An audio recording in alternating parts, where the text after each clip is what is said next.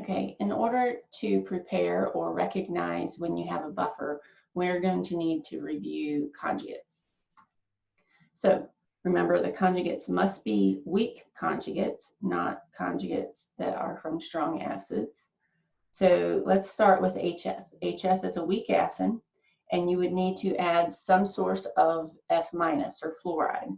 So you would go to your stockroom, you'd get out a bottle of HF, hydrofluoric acid, and you would get maybe a bottle of an ionic compound like sodium fluoride, and you would add some of both to make the buffer. The Ka of HF is 7.1 times 10 to the negative 4. And so if you determine the pKa, remember pKa is equal to negative log of the Ka. So you would get 3.149. So this buffer would work in a range of about 2.1 to 4.1 if you wanted to use the hydrofluoric acid buffer. All right. For acetic acid is a weak acid, and you could go to the stockroom and get something like sodium acetate. Sodium is our favorite spectator ion. You could also use potassium. So you get a bottle of sodium acetate and put it with some acetic acid, and you can make a buffer. So the Ka is 1.8 times 10 to the negative 5. So the negative log of that is 4.745. And so a buffer made from acetate, acetic acid and acetate would work in the range of about 3.7 to 5.7. And you could adjust the concentrations to control what the specific pH of that buffer is.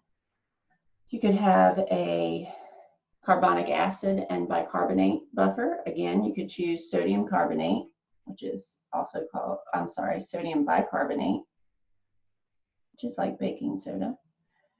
And the Ka is 4.7 times 10 to the negative 7.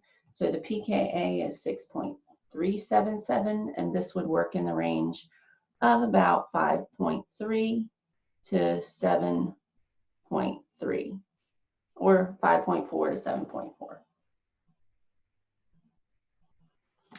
All right, another example would be hydrocyanic acid and cyanide. So let's switch it up here. Let's use potassium as our spectator. We could go to the stockroom and get some potassium cyanide along with our hydrocyanic acid and prepare this buffer. And the Ka is 4.9 times 10 to the negative 10. And this is something that actually gets more in the basic range of pH. So if you need a buffer that works at a basic pH, then this might be a good choice. So 9.31, and so this would work in the range of about 8.3 to 10.3.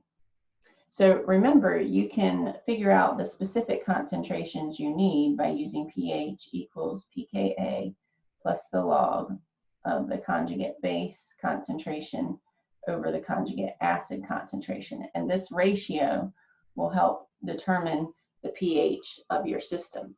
Also note that something like HCl has a conjugate of chloride, but this is a strong acid. So you cannot form a buffer from something strong, because it will not work in equilibrium to help the buffer pH.